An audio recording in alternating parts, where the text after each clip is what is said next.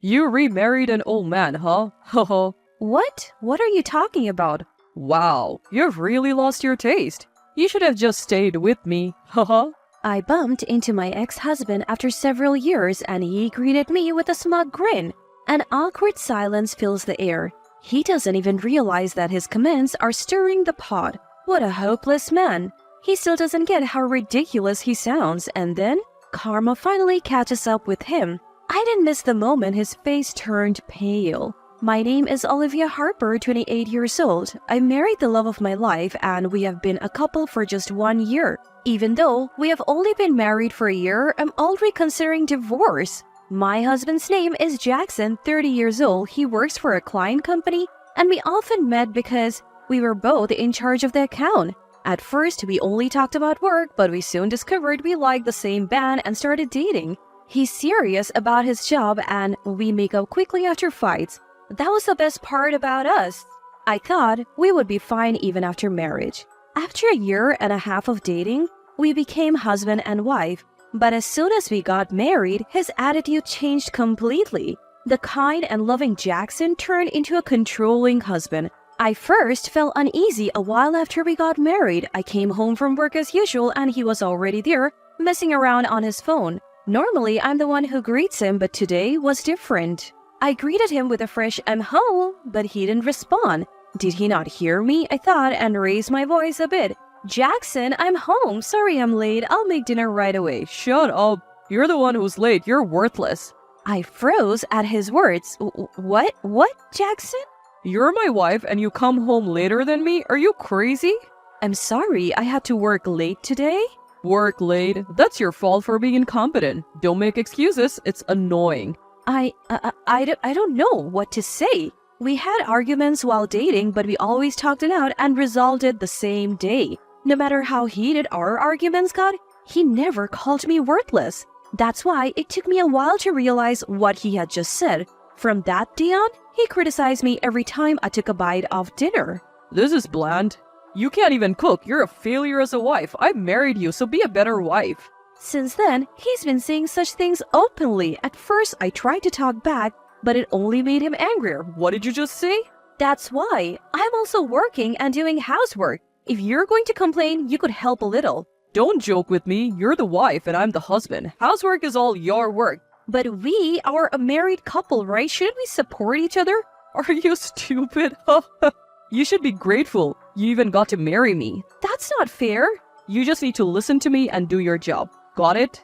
The Jackson I loved is gone. Or maybe he was just wearing a mask while we were dating and this is his true self. Still, divorce wasn't an option since we had just gotten married, so I kept enduring. A year into our marriage, nothing has changed. I'm still treated like a maid doing whatever my husband says. The only time I can relax is when I'm at work. Thanks to my friend and colleague Lily, I have been able to get through each day. Lily is the daughter of the company's CEO, but she doesn't let her status get to her head. She's dedicated to her job, which makes her even more likable. We always have lunch together. One day, while eating, she starts talking. "Hey, Olivia, guess what? I'm dating that guy I told you about." "Really? That's great. Thanks to you for listening to me and giving advice. Really, thank you so much." "I didn't do anything. You did it all yourself, Lily." "No way. If you hadn't encouraged me, I wouldn't have even contacted him." Seeing her blush and talk so happily makes me feel happy too. "Really? I am so happy for you," I say, and then she turns the conversation to me. "What about you, Olivia? Are you okay?" "Okay? What do you mean?" "I mean your husband.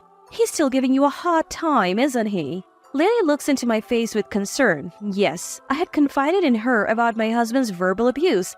I feel guilty for worrying her when she's so happy. With that, I give Lily a forced smile. "I'm fine. I guess I've just gotten used to it." "That's not okay. You shouldn't have to get used to something like that. I've only been married for a year. I can't just get a divorce that quickly. But if you keep this up, you'll..." "Thank you, Lily. Just having you worry about me is enough, really. Thank you." Lily looks puzzled, but that's okay. I can't worry her any more than this, especially when she's about to be happy. I say thank you to her again and forcefully change the subject. I wanted to forget about my husband at least while I'm at work. But even that reaches its limit. A month later, it's a holiday and also Lily's birthday. Her boyfriend can only meet her at night due to work, so we set up a lunch date. I wake up early, finish the housework, and start getting ready. While I'm doing my makeup, my husband speaks up. Hey, you're not planning on going out, are you? I told you before, right? Today is Lily's birthday, and we're going for lunch? What? I don't care. You're a housewife. You can't just go gallivanting around. Gallivanting? I always do the housework on my days off. Can I have just one day? Who do you think you are talking to? You should only listen to me. Normally, I would say I'm sorry and offer a superficial apology, but this time, I had reached my limit. Days filled with insults from the man I vowed to love and marry. This wasn't the married life I had envisioned. Fueled by anger, I raised my voice. Enough is enough. Why does my life have to be controlled by you, Jackson? You? How dare you speak to me like that? I'm fed up being belittled and yelled at every day. This isn't the marriage I wanted. Huh? Like I care. It's all your fault for being a useless wife. Fine, let's get a divorce. At those words, his eyes widened in disbelief. He probably never expected me to be the one to suggest divorce. His face tightened as he asked, "Are you serious?" I resolutely replied to him, "Absolutely. I should have made this decision much sooner. I hesitated because we were newlyweds, but that doesn't matter now. I should have left someone like you a long time ago." What? So now it's all my fault? Fine, let's divorce. But no alimony, got it? If that's what it takes to divorce you, I'll gladly accept. You'll regret this, you hear me? He stormed out and returned with divorce papers. He signs it on the spot and points it at me. I happily signed them on the spot, and so we were officially divorced. Until I found a new place, I stayed in a monthly apartment near my work. I only told Lily and my direct boss, Anderson, about the details, finally reclaiming some time for myself. Years passed. A lot happened after divorcing my ex-husband. For a while, he wouldn't stop contacting me, almost making me lose faith in people. You'll never be happy. You'll be alone forever. He would message me daily like a stalker. But Carter Anderson, my boss, and Lily saved me. Carter had been my mentor since I joined the company and was like a brother to me. When he noticed my distress, he reached out. Hey, are you okay? Mr. Anderson, I'm sorry. I have been making a lot of mistakes lately. That's not what I mean. You seem relieved after the divorce, but you've been looking down again. What happened? Well, my ex-husband won't stop sending me abusive messages. What? Ignore him. Block his number. That day, Carter took me to a few pubs. I initially intended to have a good time, but I ended up pouring out my emotions and eventually broke down crying. From then on, we started having regular meals together, and before I knew it, we were in a romantic relationship. He proposed last month, and now I wear an engagement ring. Carter got promoted and moved departments last month. So we don't see each other at work as much, but we live together so I don't feel lonely. And the best part, Lily is getting married too. The man Lily was marrying was the same guy she had happily talked about years ago. He apparently worked at the same company as my ex-husband, which made me a bit uneasy even though it wasn't his fault. But today was Lily's wedding day. No room for anxiety. On my way to the venue, I ran into Lily's father, the CEO of our company. Ah, Mr. CEO, hello. Oh, Olivia. Lily always speaks highly of you. Thank you, sir. Is your wife not with you today? She went ahead to help with the wedding preparation, so I'm on my way there alone. I see. Would you like to walk together? Of course. I'd be delighted to walk with you, Olivia. We made our way to the venue chatting casually. As I was about to check in, I heard a familiar voice from behind. Hey, isn't that Olivia? What? Jackson? Why are you here? Why? It's a colleague's wedding. Of course, I was invited. Long time no see. My bad feeling was confirmed. Lily's fiancé was a colleague of my ex-husband, and they were close enough to invite him to the wedding. He looked at me with a sarcastic smile and said, "So, you remarried an old man, huh?" What are you talking about? You should have just stayed married with me instead of marrying some old guy. How dare you? It's none of your business. Why are you mad? Just because you're lonely doesn't mean you should marry some old guy. Showing off that ring, huh? Oblivious to the awkward atmosphere, Jackson let out a vulgar laugh. That was the last straw. I couldn't let him disrespect the CEO like that. If this happens, I'll drag you out and kick you out of the ceremony hall. I was about to grab his arm and drag him out when an employee at the reception yelled at Jackson. Shut up! Do you even know who this man is? Huh? What? He's Olivia's current husband, right? Who are you to call the CEO old man? That's incredibly rude. What? CEO? Yes, this gentleman is Lily's father and the CEO of our company, Mr. Mason. Jackson's face turned ashen when he realized the gravity of his mistake. No man is so lucky.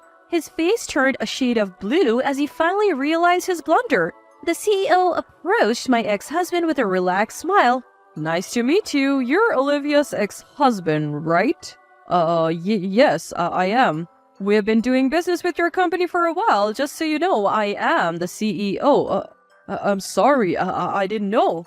Don't worry about it. I was just about to end our business relationship with your company. What? Wait, that would be a problem for us. Stammering, Jackson pleaded with the CEO. If a major deal falls through because of him, his standing in the company would be at risk. He seemed to realize this, lowering his head, his face as wide as a sheet. But I knew from Lily the CEO is someone who never changes his mind. Unmoved by my ex-husband's desperate excuses, the CEO finally stated, "Enough. This happened because of your inappropriate behavior. Not only did you insult me, but you also hurt Olivia, whom you have divorced. I can't continue doing business with a company that employs someone like you." Wait, what about my position? Your position? I couldn't care less. We won't be inconvenienced at all by ending our relationship with your company. To be frank, we have the upper hand. There are plenty of companies that want to do business with us. You can't be serious. Moreover, your colleague Lily's fiancé, we're thinking of poaching him to groom him as the next CEO. So there's absolutely no downside for us. Why would you go to such lengths for Olivia? Olivia is the only person who treated my daughter like a normal person. Most employees limit their interactions with the CEO's daughter. Olivia didn't care about that and became good friends with Lily. Thanks to her, my daughter could be at ease in the company. I've often heard my daughter say, "I'm grateful to Olivia." I had no idea. Anyone who hurts someone my daughter is grateful to won't be forgiven by me. At the CEO's words, his shoulders trembled violently. Unable to bear the cold stares around him, he collapsed to his knees. I looked down at him calmly. "Do you understand now how unreasonable you have been?" Olivia, help me. I can't go on like this. "Thanks to you for divorcing me. Thanks to you, I'm incredibly happy now." The CEO approached me after my final words and said, "Shall we go?" I nodded silently and walked away from my ex-husband with the CEO. Later, I heard that my ex couldn't handle the atmosphere and left the venue. The next day, the CEO contacted his company and ended the business relationship that had lasted for several years.